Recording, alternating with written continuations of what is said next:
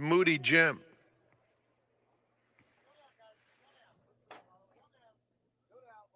They're in the gate. And they're off. Ready Soul broke outward, but very quickly It's My House a little bit faster and takes the lead. Neptune Storm along the rail, and the gray Moody Jim on the far outside. Then Fantastic and Bilotti at the back. 5 lengths covers them. It's My House sets the pace into the first turn and opens up a length and a half. Ready Soul tracks from second. Neptune Storm hugs the rail third. Moody Jim fourth, about 2.5 or 3 off the lead. Then Fantastic, 4 off the pace, 2 clear of Bilotti. They swing on to the backstretch. It's My House to target with Ready Soul 3/4 back second and Moody Jim to their outside, a close-up third. Then Neptune Storm, Fantastic worked upon, 3 lengths off the lead and a gap of 4 to Bilotti, who continues to trail with a half mile to run.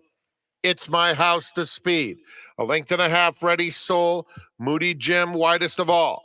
At the rail, Neptune Storm with Fantastic next. 4 lengths off the leader. Still 4-2 Bilotti. It's My House will take him to the quarter pole with a length and a half advantage. Ready Soul called on, trying to close the gap. Same for Moody Jim. Fantastic and Neptune Storm are right together. They turn for home. It's My House floats wide. Fantastic is rallying. One from the rail with a nice move. And Fantastic puts his head in front with a furlong to go. Bilotti is on the scene late, but Fantastic has darted clear and opens up an insurmountable lead. Fantastic and Frankie Dettori win it by almost 5 lengths. Bilotti from last into second. Photo for third between Ready Soul and It's My House.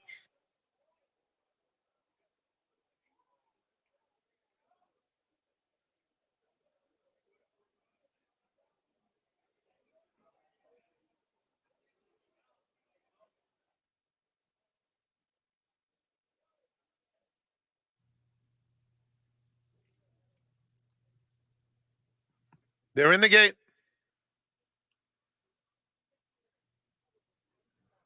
And they're off. Slight bobble for Aloha Kitten, who recovers immediately and vies for the lead, joined by Big Switch on the outside. Shared Future, Glory of Chrome, one from the rail. Then it's Trouville, second to last, and Micro Share at the back of proceedings. They head toward the 6 furlong pole, and the favorite Big Switch will set the pace. Opening up a couple on Shared Future second. 2 more to Glory of Chrome in third, followed by Trouville and a 3-wide Aloha Kitten.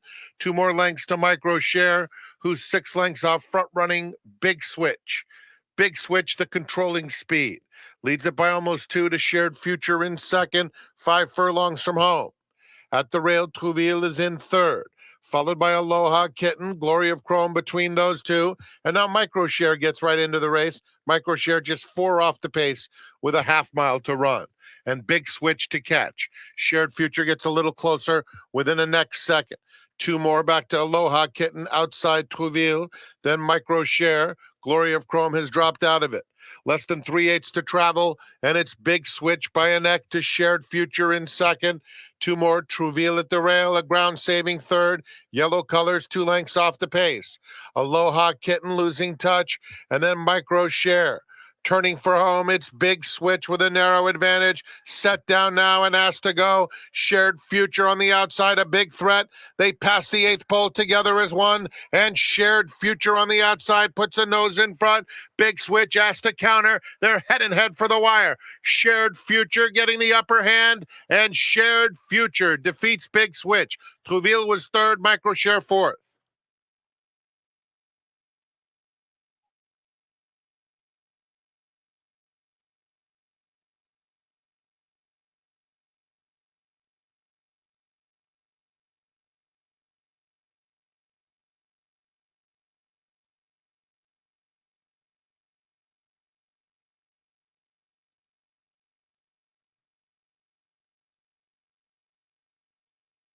Oil.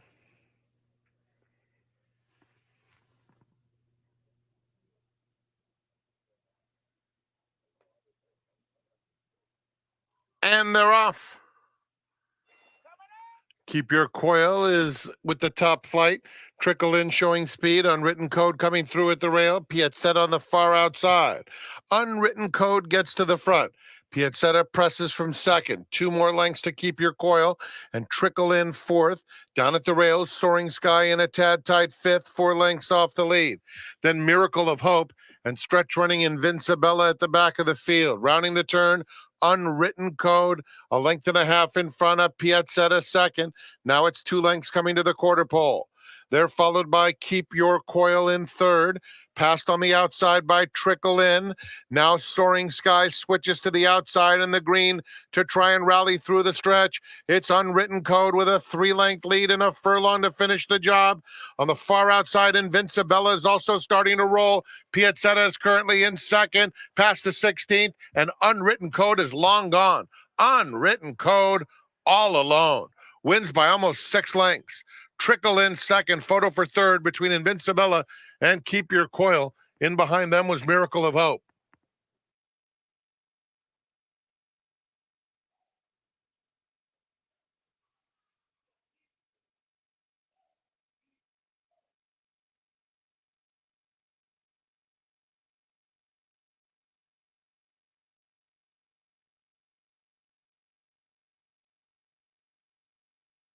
Magnificent Ride.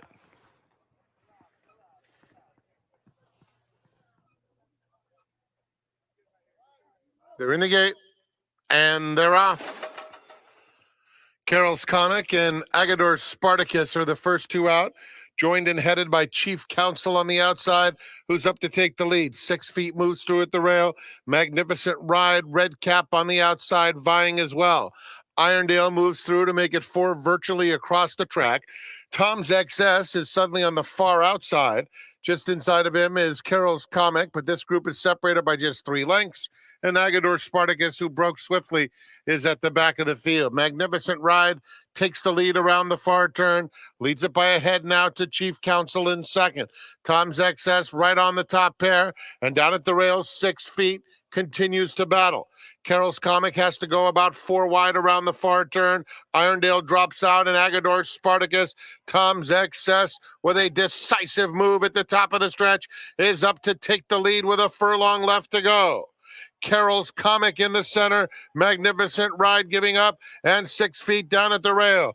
It's Tom's XS by 2 close to home, and Tom's XS in a strong performance takes care of business over Carol's Comic, Magnificent Ride, then 6 feet and Agador Spartacus.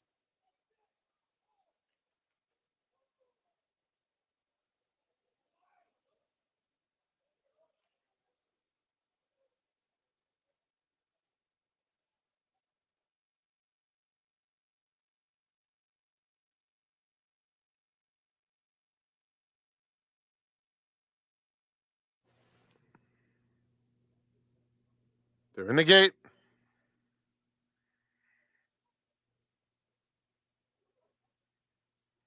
And they're off. Smart Kitten on the far outside is very quick. Itzel showing natural speed. Down at the rail, it's Princess Magic, a close-up third.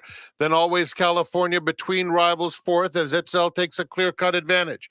California Bling is in mid-pack, about 4 lengths off the leader. Then comes Foolish, Casino Annie, and Ryland Jane at the back of the field. Itzel takes them into the far turn with a 2-length cushion, less than 3 furlongs out. Always California in between horses being eased is Ryland Jane. Ryland Jane not being persevered with as the field comes to the quarter pole. Foolish is making headway down at the rail, and a nice move for Foolish, who angles outside of Itzel as they turn for home. And Foolish is up on the outside on even terms with Itzel. These two square off. 4 back to Princess Magic in third. Coming to the 16th pole, Itzel or Foolish. Itzel digs deep, now starts to draw away, turning away the bid from Foolish, and Itzel wins it by a length and a half. Foolish second best. Then it was a photo for third that went to California Bling just in front of Casino Annie. It's a photo for fifth.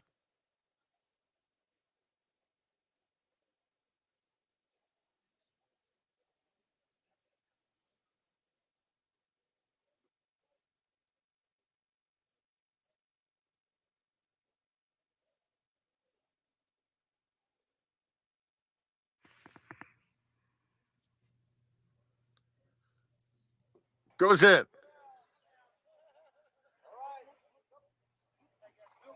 And they're off. Head start bobbled slightly, but very alertly and goes straight to the front. Silent Beauty matching strides in the early going. On the far outside, Gallerina is up close, just a length and a half off the duel. At the rail, 27 Trouts, well-spotted Fort, just 2 lengths off the lead. Then Spanish Channel racing between rivals, Never Sway, and Leal is at the back of the field. It's Silent Beauty heading to the 3/8 pole, leading the way by a length, tracked by Head Start in second. 27 Trouts at the rail, Gallerina on the outside. Then Spanish Channel still between those two, 4.5 off the lead, Never Sway, and Lucy L as they approach the quarter pole. Silent Beauty, the speed throughout, now gets a test from Head Start, who's just a head away, and Head Start on even terms now as they turn for home. 27 Trouts now going to angle off the rail in third, followed by Gallerina, and in the center of the track, Never Sway finishing with a bit of interest inside the final 1/8 of a mile. Silent Beauty and Head Start nose to nose. Head Start on the outside takes the lead in the late stages and starts to edge clear. It's Head Start in a hard-fought decision, winning by 3/4 of a length. Silent Beauty second, Never Sway third, then Gallerina and Luciel.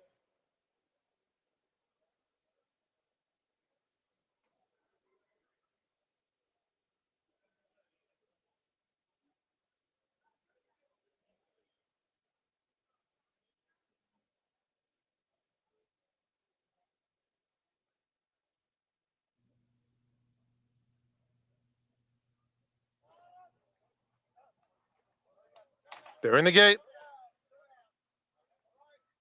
And they're off. Agatino, very alert out of the gate. It was a very even beginning.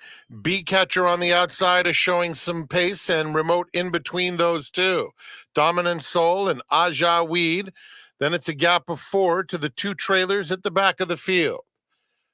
The Great Wizard is down at the rail, and Bender just outside of him. It's a compact group covered by about 5, and Dominant Soul has emerged with the lead under Jose Valdivia Jr. Leading the way by a length and a half. Aja Weed is in second. 2 more lengths to a 3-wide Bee Catcher on the outside of Agatino with Remote between those two. The Great Wizard is 6 off the pace and Bender at the back. Dominant Soul, the controlling speed, leads the way by almost 2. Aja Weed is in second. At the rail, Agatino close up in third, just 3 lengths off the pace. Bee Catcher on the outside with the purple cap takes the 3rd spot now. Remote is in 5th, between rivals under a nice hold, 4 lengths off the pace. Then the Gray Wizard and Bender. There has not been much change as they head toward the half-mile pole. And Dominant Soul continues to carve out the fractions, with Aja Weed clearly in second, Bee Catcher, Agatino at the rail. Remote still between those two. The Gray Wizard 4 off the lead, and Bender on the outside. Dominant Soul around the far turn. Now Aja Weed tries to turn up the pressure in second. Agatino's had a good trip at the rail, still waiting for room in third. Remote right next to him, inches forward. Bee Catcher losing a bit of ground. Then it's the Gray Wizard and Bender. They turn for home. Aja Weed on the outside and Dominant Soul. They've been battling throughout. Agatino looking for room. There's clear sailing for Remote on the outside, who's cut loose. And now Bender is getting involved late. The Gray Wizard, what a move from the Gray Wizard between horses, who storms to the front in the final stages. Patiently handled by John Velasquez. The Gray Wizard is much the best. Aja Weed second. Bender, Remote, and Agatino.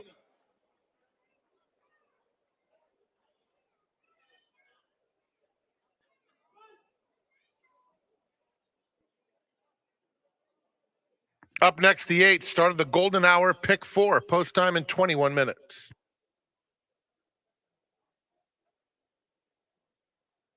Eggs and Sunrise Journey.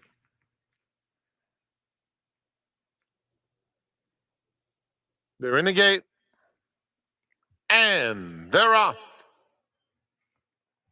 Sunrise Journey, Let's Rejoice. Let's Rejoice a little bit quicker and takes the lead. My Man Bags comes through on the inside to be third. Grayson Sun is in the mix, along with No Longer a Hobby. On the extreme outside, Gold Rush Candy is passing horses. What in Blazes is next. A gap of 5 back to Club Cal, and Divine Feminine at the back of a strung out field. Let's Rejoice, joined by My Man Bags at the 3/8 pole. Sunrise Journey, perfect 3-wide trip in third. Then No Longer a Hobby on the inside of Gold Rush Candy. That pair is followed by Grazing Sun. And now Club Cal is underway with a wide bid. Red Cap far outside, coming to get a piece of it. They pass the quarter pole and turn for home. My Man Bags digs in at the rail. Let's Rejoice, Sunrise Journey, and a continued rally from Club Cal, who's finishing very well in the center of the track. A 16th to go. Sunrise Journey, but Club Cal's coming, and Club Cal's going to blow by them all. Club Cal and Giovanni Franco win it going away. Sunrise Journey second. My Man Bags third. Photo for fourth between Let's Rejoice and Grazing Sun.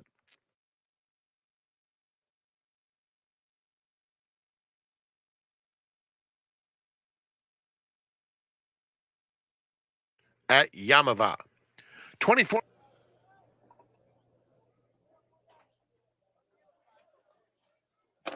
Jibber jabber. They're off. So Much Happy is going out for a clear-cut advantage, sprinting away to lead by 3 early on. Trojan Way and Harper's Gallop are right together.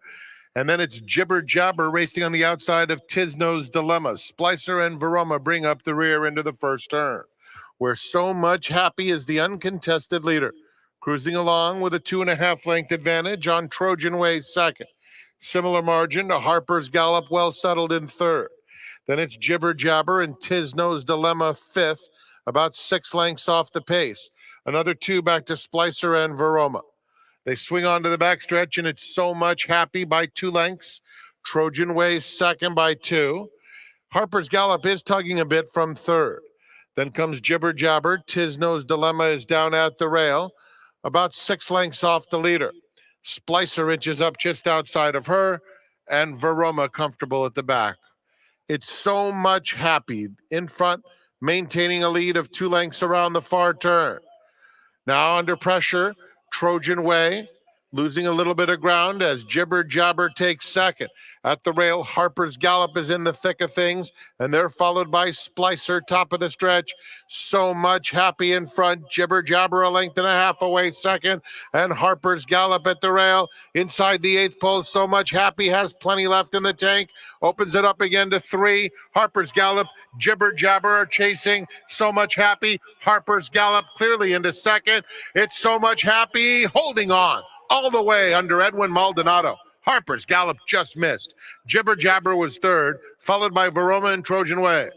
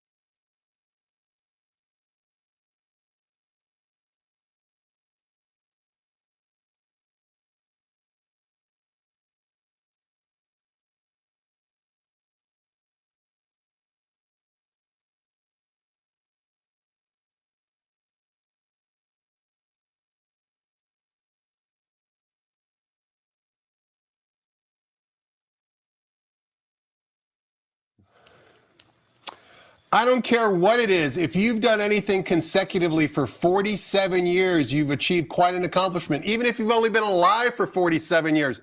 But if you've done something every single year for 47 consecutive years, then my hat's off to you. Hi, everybody. My name is Tom Quigley, VIP Player Concierge, also your seminar host for the next 36 minutes or so. Delighted that you decided to spend all or part of your Saturday with us. And the reason why I bring up that consecutive streak, our seminar guest today has been coming to the races here at Santa Anita for the last 47 years of his life. He's an Eddie Logan VIP. He's also a good friend of mine. Delighted to welcome into the seminar, James Leal. James, happy Saturday. Welcome to the seminar. Thanks, Tom. Great to be here. It's great to have you here. Now, you got this incredible streak of 47 years. I mean, I know some people have been going to the Kentucky Derby for 30 years or so, but 47 years of big caps underneath your belt, of course, many other races as well, including the Santa Anita Derby. But as you look back over the history of time, the last 47 years, James, maybe what's one or two big caps that stick out in your mind? The most obvious one for me was when I affirmed one in 1978. I was about 9 years old at the time, and he had just won the Triple Crown the year before, and so he had kind of really cemented my love for the game. And he was a beautiful chestnut. He had a white blaze. I think he had one or two white socks down on his feet, and he. That day, there must have been 70,000 people here. And that's what makes it so electric, right? The crowd itself, besides the actual performance of the horses and the jockeys, the crowd brings so much energy. We learned that during COVID. Absolutely. When there was nobody here, I mean, it was just kind of like you were watching morning workouts but the exercise riders had their colors on. But when the people are here and the big horses are running and the big races are on, there's just nothing like it. And in those days, leading up to those races, there was a lot of media coverage of it. So he was probably my most memorable one. But in recent years, the one that I think about all the time was when Game On Dude won and Chantel Sutherland was the jock. And if you can remember that race, there was an inquiry. It was probably about a 10-minute inquiry. And to this day, people still argue back and forth. Did the stewards get it right? Did they get it wrong? Talk to the jockeys. They all have different opinions of it. But I think that's what makes this game so great. When you've been coming to the races for 47 years, you've seen every single nook and cranny at the racetrack. James has been part of the dungeon in his previous life. That's the outhouse. Now he's in the penthouse up in the Eddie Logan suite. We're going to find out who James likes on today's excellent 10-race card. But before we do any of that, let's toss the microphone over to track announcer Frank Miramati and get the early changes on today's card here at the Great Race Place. Good morning, ladies and gentlemen, and welcome to Santa Anita Park. The track is fast. The turf is firm. The rail on the turf is at 0 feet. Here are the early changes. The first race starts the 50-cent early pick 5. No scratches or jockey changes. In the second, we have a program scratch at number 2 and an overweight number 1 Trusty Rusty 2 pounds over. There are no changes in the third. The third race is leg A of the Coast to Coast Pick 5, which is a brand new wager here, offering a combination of races from Gulfstream Park and Santa Anita Park with a player-friendly 15% takeout and a $1 minimum wager. It kicks off today with our third race. In the fourth race, no changes. The fifth starts the Rainbow Pick 6. There's a revised morning line in race 5 due to the scratch of the original morning line favorite, number 3, Smile for Me. The Rainbow 6 jackpot kicks off with a pool of $116,000. In the sixth, number 3, Attenzione, 1 pound over. In today's seventh race, scratch number 11, Crypto Money. The eighth is the Astra Stakes. No changes. In the ninth race, we have the Golden Hour Pick 4 kicking off with a blinker note. And in the 10th, scratch number 13, 1984. Golden Hour double starts with the 10th. Enjoy your day at Santa Anita Park. They'll be at the gate for the opener in 58 minutes at 12 noon. We go back now to Quigley's Corner. Tom's special guest today is James Leal.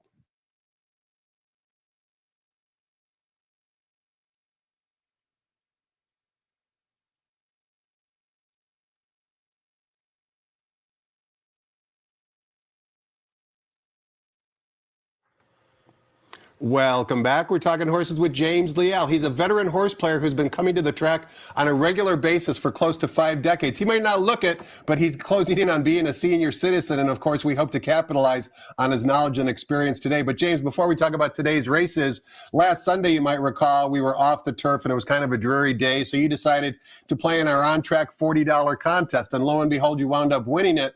Now, before we give away your final score, which really wasn't all that incredible, so to speak, let's take a look at a graphic talking about what the details are behind this $40 contest.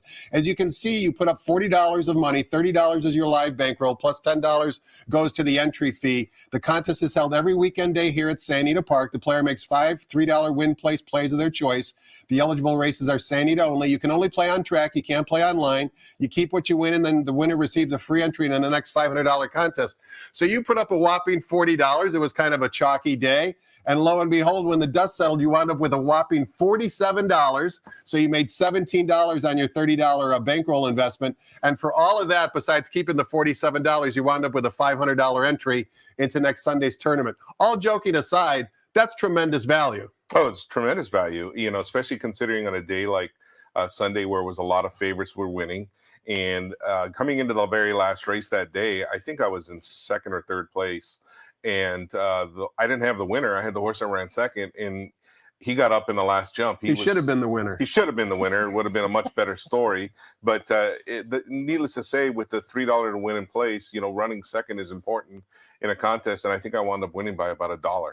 No matter what your level of play is, the point is that whether you're playing at a large amount of money or a small amount of money, if you're on track here, you should participate in the $40 contest. It's a great way to kind of get your feet wet in the tournament. And as you saw with James's experience, and every single Saturday and Sunday, whoever wins winds up getting a free roll into the $500 tournament. And that could lead to potentially maybe $1 million of a payout in the National Handicapping Championship come every March in Las Vegas every year. So if you're on track, get involved. It's only $40. It's a lot of fun. You can register at the Thoroughbred Center right here next to Sorona's, and you'll certainly have a lot of fun, just like James had last Sunday on a sleepy Sunday. All right, that's turf history, James. We got to take a look at today's excellent 10-race card. Full fields. Of course, the track is fast and the turf is firm. The storms are way behind us, nothing but blue skies, as you can see on the graphic right now. And we kick things off in race number 1, traveling 1 mile on the turf course. It's a starter allowance race, and the turf rails today are at 0 feet. Of course, race 1 begins the popular 50-cent early pick 5. A field of 9, morning line favorite, and the current betting choice is number 4, Percolate,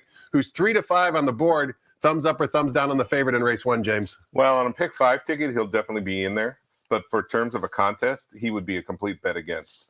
3 to 5 isn't going to get you anywhere in any kind of a contest.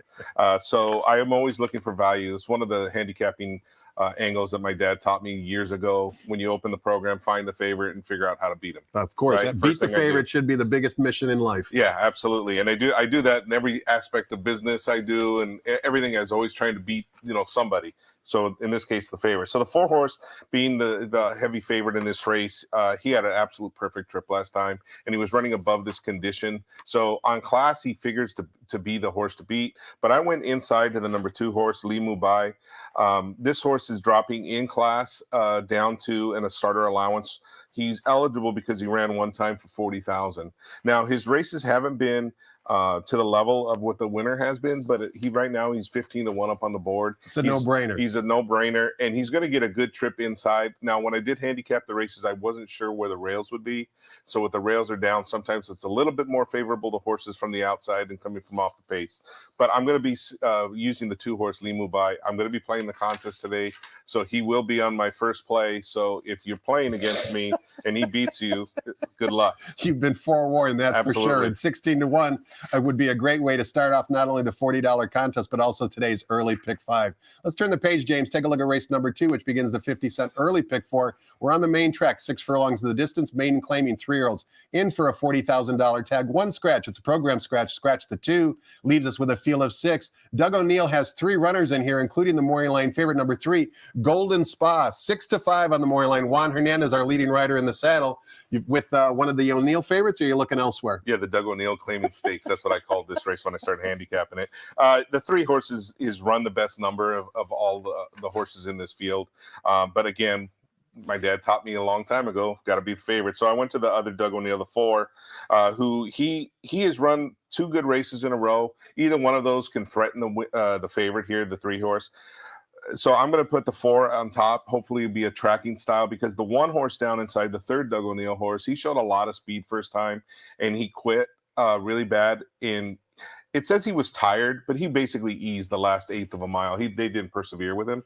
So that horse adds Lasix, so he concerns me as far as maybe he's going to just keep going today. But I do see the race as the 1 and 2 as the speed horses, and the 1 and 3 as the speed horses, and the 4 tracking them, turning for home. So Fair enough. Doug O'Neill looks to have a stranglehold over race number 2 on paper. We'll see if that's actually the way it plays out on track. Race number 3, we're back on the turf course, this time sprinting. 5.5 furlongs is the distance. This is a starter optional claiming race. We've got a full field of 10. Morning line favorite from the Brian Corner barn, number 6. Who's Candy? 3-1 on John White's morning line. Before we get your thoughts on the race, James, we wanted to watch a replay for number 2, Our Shining Light. It was his last race at San Anita back here on October 15th. It was a 6th race where he finished a good second to a Gulfstream Park maiden special weight dropper. Since this race, he's gone up to Golden Gate to break his maiden. Now he comes back down to Southern California. Let's listen to Frank Miramati describe the action for Our Shining Lights race on October 15th. And they're off. Icy Flavor is out quickly. Facetious has some early speed. They're joined and headed by Conch Daddy, who comes through in the yellow colors to take over. Our Shining Light is next. An Army of Light is just outside of him. Down at the rail, you are pressed with Precedent to the inside. Our Journey is now about 6 lengths off the speed as they head past the half-mile pole.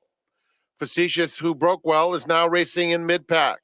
It's another 2 behind this group to Midnight Majesty, who's by himself, a 1.5 clear of Ivory Sky. Then it's straight to the Source and Naughty Nico. They're coming toward the quarter pole, and it's Icy Flavor who goes on, opens up a 1.5 on Conch Daddy in second. Then Our Shining Light angling out for the drive and finishing willingly. Another 4 back to Midnight Majesty in 4th, heading to the 16th, and it's Icy Flavor by 3.5 to Our Shining Light, who's trying to close the gap in the final stages. Icy Flavor, Our Shining Light. Icy Flavor wins it by almost 2. Our Shining Light was second. Then it was Midnight Majesty, Ivory Sky, and Precedent. Finishes a really good second there. But part of the story is what happened at the break. We might have missed it watching the replay. I didn't do a very good job at introducing it. But what did you see, and why did you want to show that replay? Well, he broke a step slow. And so in a big field like that, he was kind of in uncomfortable position. And in the first quarter mile, he really put a lot of energy up to get into contention. And then on the turn, he looks like he's kind of spit the bit out. It looks like he starts dropping away. The eventual winner started to run away from him, probably put about 4 lengths on him. And then at the top of the stretch, he re-engages. And the last 1/8 of a mile, he's really reaching for the ground. So when I saw that, he go race up at Golden Gate, and he basically popped the gate and went wire to wire. And so he looks like a horse with some potential. And I love the fact that they've protected this horse, you know, that once they put him in for a tag, I think they realized, oh, this horse might be better than what we thought. And so they protected him, took him to Golden Gate, broke his mane, and now they bring him back down here still protected. And they get Frankie Dettori in the saddle as well, which certainly doesn't hurt. Frankie won our lid lifter yesterday in race number 1. Looking at the graphic, you do like Our Shining Light on top, but you also like Uncle George, who drew the far outside for second. Yeah, I wish this race was 6 or 6.5, because Uncle George is a closer. And I think he's going to get a good setup. There seems to be a lot of speed in this race, so I think he's the best of the closers. The obvious horses in the middle of the field, the 5 and 6, to me, they're just going to get in each other's way. And so I'm hoping the 2 gets that perfect trip right inside, right behind the leaders on the inside. And if he can't get there, then the 10 comes and runs them all down. 2 good prices for James Leal in race number 3. 4-1 over 6-1. 2 and 10 are James's top 2 selections. Let's take a look at race number 4. Once again, sprinting on the main track, 6 furlongs of the distance. Maiden claiming fillies and mares. $20,000 is the claiming tag. A field of 10. A new name in the jockey colony. You'll notice on the rail, Augustin Madamed, if I'm pronouncing that correctly, is riding for trainer Leonard Powell. I happened to text Leonard Powell this morning to find out a little bit more about Augustine, and I'll tell you exactly what Leonard said on the text. He said he's a young jockey from France. He rides for Andre Fabre over there. He was the champion apprentice jockey in 2019 in France, and he's here for the winter break to try and gain some international experience. Not knowing that, certainly that's the route that Flavien Prat chose to come to America and certainly make a name for himself. You would think, James, that Leonard Powell would put Augustine on a live mount, and maybe to solidify that a little bit more, let's take a workout for Rosie Edge right here at Santa Anita back in mid-December. You can see that Rosie Edge is down on the inside leading the team drill right now. Why'd you want to show this workout? So when I watched this horse's first 2 races, she was a little green down the lane. In both races, she never switched leads. She ran on the wrong lead. That was back in September. So I wanted to see if she had improved at all. And so when I watched this race, and the horse she's in against here is Air Force Red, who really nice horse on the turf. Yeah, won the Joe Hernandez Stakes, and I think he's got a lot of quality to this horse. And so you'll see this horse will switch leads right on cue here when she's supposed to. Right there, she switched leads right on cue. And so with this drop in class, and she goes from an open maiden down to a open 20. I think for the most part, she is going to be tough in this race. It looks like she's grown up, she's improved, and obviously it's a workout. Neither horse is being asked there, but she's heads up with Air Force Red. And her last workout, she was with Dicey Mochara. So she's been keeping company with 2 stakes quality horses that out of the Leonard Powell barn. She draws the rail. She's 4-1 on the morning line, but you talked about improving, even though she didn't change leads in her first 2 career starts. From a buyer speed figure standpoint, she improved 13 points. If she improves another 13 points today, or maybe even 7 points, she's certainly going to be tough to beat, rail, draw, and all, plus with the drop in class. I'm assuming she's your top pick. If she is, who do you like maybe? Who do you consider to be her main competition? I thought the 10 horse last time out, Spadilla, I believe her name is, she had a lot of run in that race, and she was in a complete speed duel all the way around the track, and she finally got headed late by a Big Bell. I believe it was Pratt, one of Pratt's winners that day. And this horse fought with the 5-horse Sugar, and Sugar, she could win this race as well, but she's had 10 chances. I'm off her and trying to beat her. So to me, it's the 1 and the 10. The 10 has the advantage from the outside, but I do think there's a lot of speed, and I'm hoping this young jock on the 1 horse can get the perfect trip, stay inside, doesn't panic, stays inside, and just outclasses him. Good luck to jockey Augustine Madamed in his North America debut aboard number 1, Rosie Edge, in race number 4. Race number 5 on the 10-race card begins the 20-cent Rainbow Pick 6. Multiple winning tickets yesterday, so the jackpot single ticket carryover now up to $116,000. That amount plus whatever is wagered today will be yours to win if you're the only ticket in the 20-cent Rainbow Pick 6 sequence. And we kick things off here, sprinting 6 furlongs in the main track. $12,500 is the claiming tag. The original morning line favorite, number 3, Smile For Me, has been declared out of the race, has been scratched. So now the revised morning line favorite in a field of 10 is number 7, Tiz Lightning, now 7-2 on John White's morning line. This is a really tough way, in my opinion, James, to kick off the pick 6. Yeah, and this was the beginning of the head scratchers for me today as I went through these races. And growing up, coming to the racetrack, learning to handicap, these were the nuts and bolts races you had to do, right? But in those days, it was pretty much all the horses were on this circuit all the time, so you kind of got some good ideas of how they were going to be. Today, we got horses coming in from Los Al, Golden Gate, dropping, so there's kind Creates of more chaos. It does. And so in this race, to me, when you look at a race like this, the first thing you want to do is check out a favorite, because there's just such uncertainty in a race like this. So the horse I went to was the number 8 horse, Midnight Special. He's dropping in class. He's been running in non-winners of 1 state bred. He's dropping down below his claiming price, but he's a consistent horse. He's got 6 wins, and he's been in the money in 20 of his 38 lifetime starts. So he's consistent. But to me, I wouldn't argue with anybody in this race. If you have an opinion, I would go for it. This is somebody, if you're playing the contest, you got to get involved in this race. The other horse that I would probably use, because my second pick in the race was the 3, I'd probably go to the outside horse, Box of Chocolate. He had a lot of mess in his last race. He didn't really break well from the gate. He was going a mile off of a 1,000-yard race. So he looks to be a horse that could come from off the pace and win. But really, I don't have a strong opinion on this race. This is a spread race if I ever saw one. James, you talked about chucking out the favorite, and I just want to revisit that for a moment. And it kind of makes sense. In these lower-level claiming races, they're at that level for a reason. Mm-hmm. They don't normally put together back-to-back good efforts. They might put together one good effort, but then inevitably, whether they bounce or whatever the reasons are, they can't duplicate that effort. Mm-hmm. The betting public is betting the last running line, let's face it. So it makes a lot of sense to play against favorites in lower-level claiming races. Absolutely. And one of the things I've noticed over the years, and I've kind of heard this from some veteran trainers in the past, that when fillies and mares start to go the wrong way, steer clear of them, because they're temperamental and When they're feeling good, you want to ride that, and when they're feeling bad, jump off. Geldings, colts and geldings, not so much, but this race is for males. I just think you got to find horses that are improving. That's the name. That's the name of the game in any caliber of race. That's for sure. Race number 6 begins the 50-cent late pick 5 sequence. Back on the turf course, 1 mile is the distance. Maiden claiming $50,000 is the claiming tag. A field of 9. Number 5, the Key is Unity from the Bill Spar Barn, ridden by Hector Barrios, is the 5-2 Maury line favorite. The waters don't get any easier here, James. No, and he's a horse that you got to try and beat. He's run second 3 straight times, and Bill Spar has always been one of my favorite trainers to beat. You know, he just doesn't have the same level of horses that he used to have. But at the same time, when a horse has run second 3 straight times, that's a flashing light, says you got to try and beat him. So the horse I landed on was the 4 lottery pick. He drops in for 50. If you toss out his 2 dirt races in his form, then those three grass races puts him right in the hunt here. And with the drop in class, I think he's got to be the horse you're going to have to beat. Now, one interesting thing, Flavian Prad is his rider.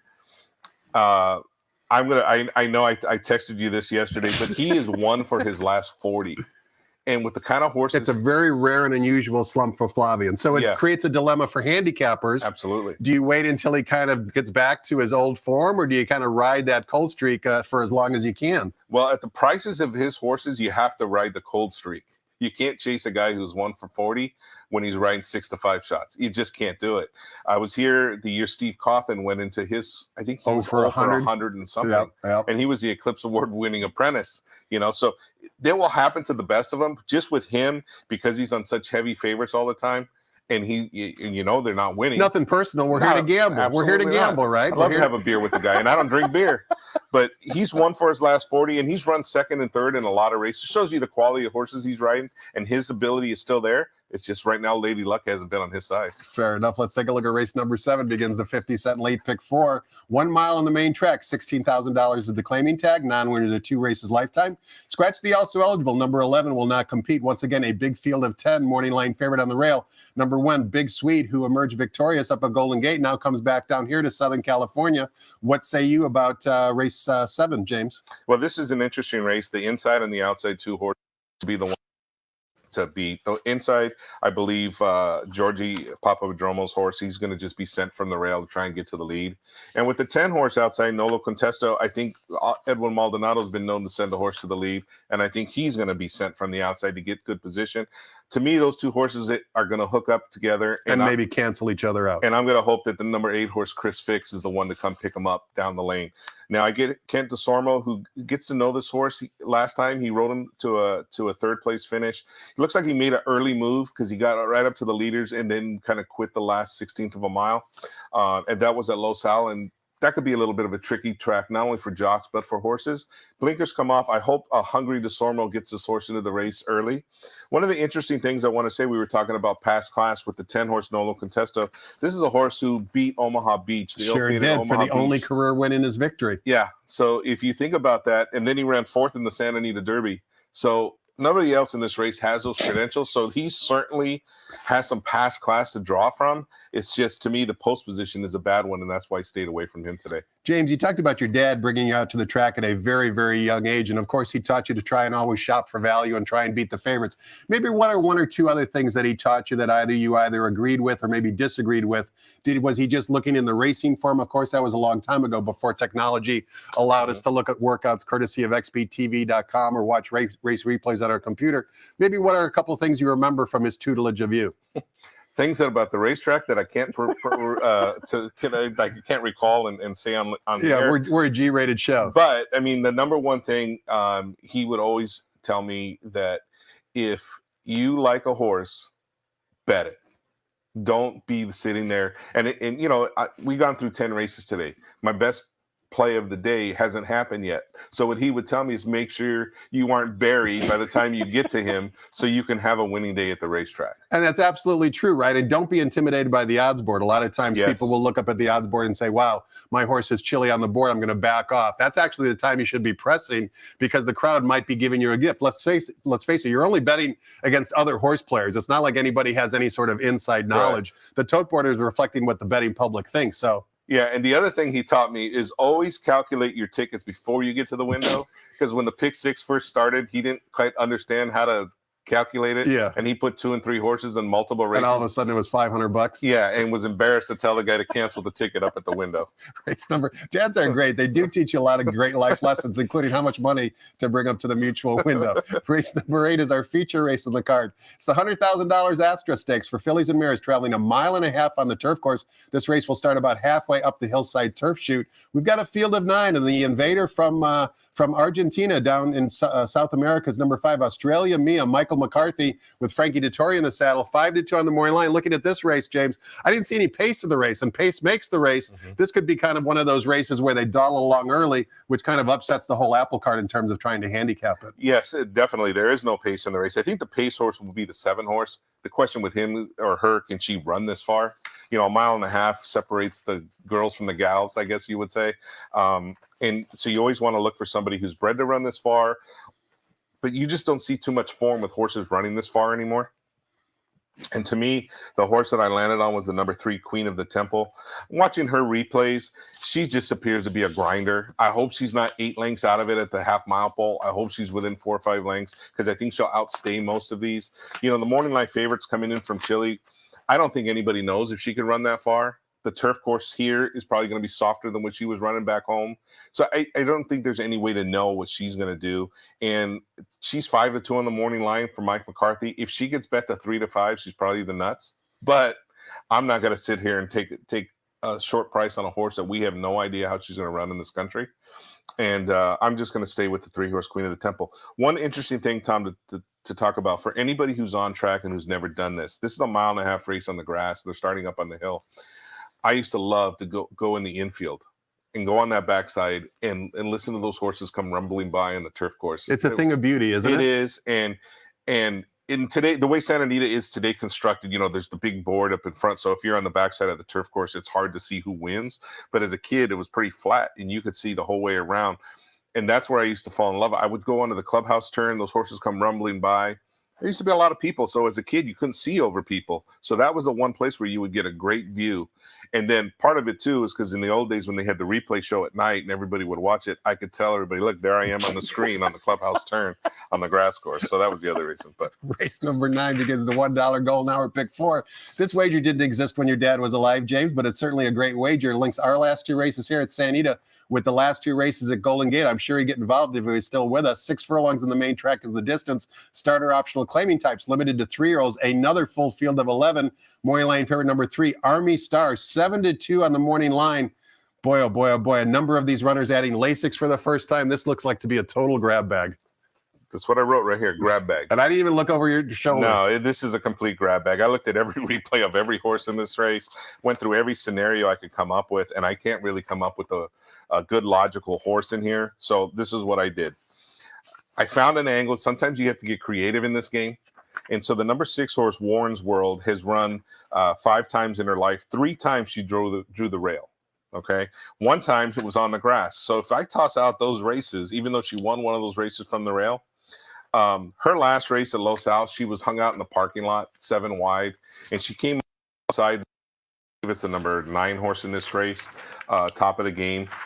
And she kind of hung, but she lost a lot of ground on the turn. This race appears to me to be run at a fast pace, and I think this could be a pace meltdown. So the 2 horses I'm going with, and I rarely would do this, are coming out of the same race at Los Al, and that's the number 6 horse, Warren's World, at 15-1, and the 9 horse, the top of my game, at 12-1. One of those 2 is going to be on my contest selection, but I would spread as big as you could in this race. Pretty amazing, James. At number 6 in race 9, your top selection, Warren's World, ridden by Juan Hernandez, is 15-1, as you mentioned on the morning line. That represents tremendous value. And as you mentioned, first-time Lasix user, also getting off the rail from 3 of his 5 lifetime starts. Really good betting race, and God only knows what the $1 golden hour pick 4 is going to pay today, given the 4-race sequence both between here and Golden Gate. We close out the day in race number 10, sprinting 6.5 furlongs on the flat turf course. This race is for maiden special weight 3-year-olds. Also race 10 offers $5 golden hour daily double wagering. Similar concept. Last race here with the last race at Golden Gate. Scratch the also eligible number 13 leaves us with a field of 12. Number 1, Dandy Man Shines, is a first-time gelding and is also the lukewarm morning line favorite at 7-2. You said your play of the day was coming later. You haven't mentioned it yet, so we're down to this race. Unless it's at Los Al tonight, it's got to be in this race right here. It's right here in this race. It's the number 5 horse, Hawker. out of the John Sadler barn. I love that he's given this new rider from Woodbine. She won her first. He won his first stake race, or actually his first race ever at Santa Anita last week in the stake race. In the La Cañada board, Kirsten Bosch. Yeah, and she was my best play of that day as well. So I'm just glad that he's given this rider an opportunity. This horse has got the perfect style for this race. Is cutting back. I kind of wish the race was down the hill as opposed to on the flat.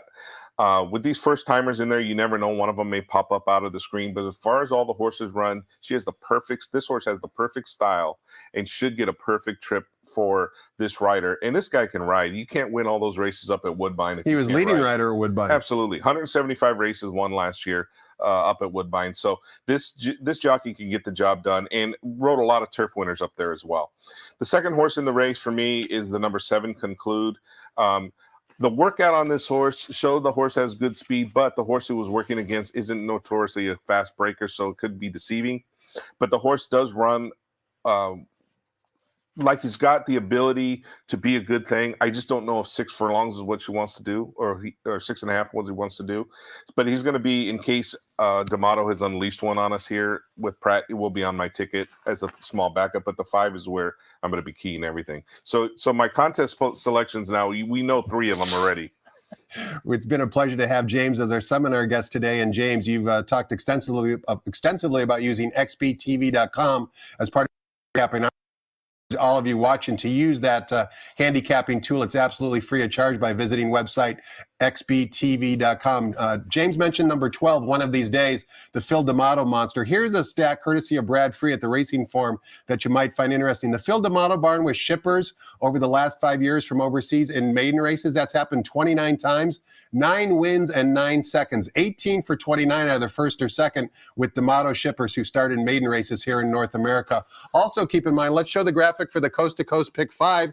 That's coming up at 12:59 Pacific time. It starts with San Anita race number 3. Make sure you get involved. If you play through ExpressBet, you get a $10 free wager on the Coast to Coast Pick 5. Here's the sequence: low takeout, another new wager that pays well, linking our races here with the races at Golden Gate. You can see 3 races from San Anita and 2 races from Gulfstream Park. Want to thank all of you so much for watching. Keep in mind, live racing resumes tomorrow, 9 races. Program starts at 12:30 p.m. And most importantly, James, thanks so much for your time and insight today. Continued good luck, and hopefully you'll attend another 47 years of consecutive big caps. That'd be a long shot, but I'll try.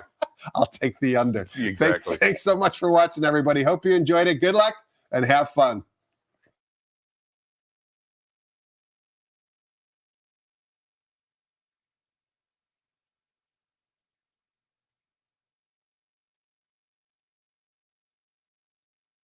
Ladies and gentlemen, please rise for our national anthem.